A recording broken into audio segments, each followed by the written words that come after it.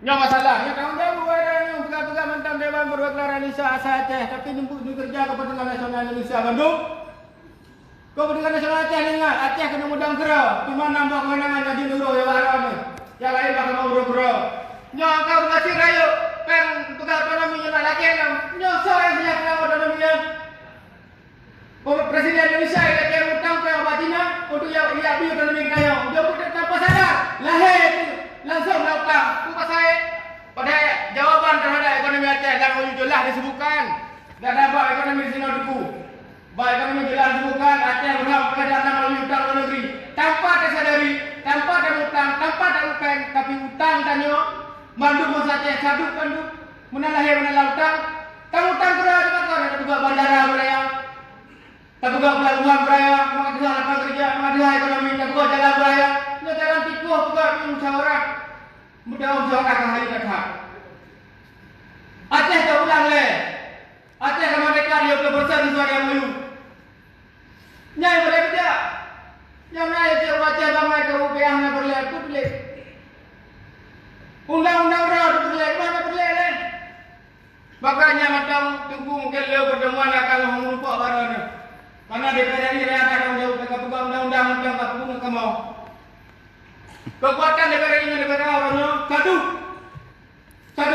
Kamu tapi kondisi yang nyata orang kamu rasa adalah kamu lagi kabit sam. Pernah kamu tahu kabit pejabat politik di daerah rakyat. Ada macam bilang mungkin ibadah belum anak teratur apa yang bayar karena mungkin untuk sudah sesuaikan pentingnya UPH berjalan sesuai dengan MOU mana berjalan maka lagi tunggu rapat bukan benar.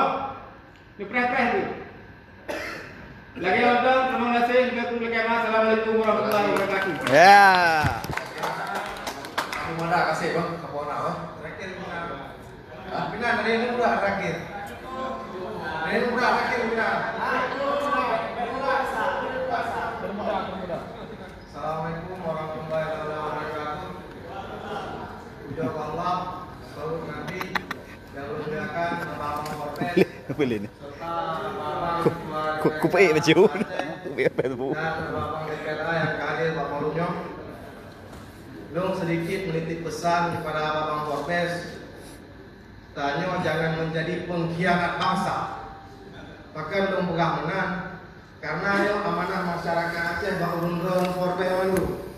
Jadi yo sadua level 56 yo urung nak sikal lebih. Nyo pastikan ini nyepus sabodo urun-urun di Jakarta urung. Maka menang BRI itu hanya menjadi sebuah keputusan penting karena itu yang lain hanya sebutkan lagi urun-urun enggak. Itu hanya nak pegang beberapa poin penting.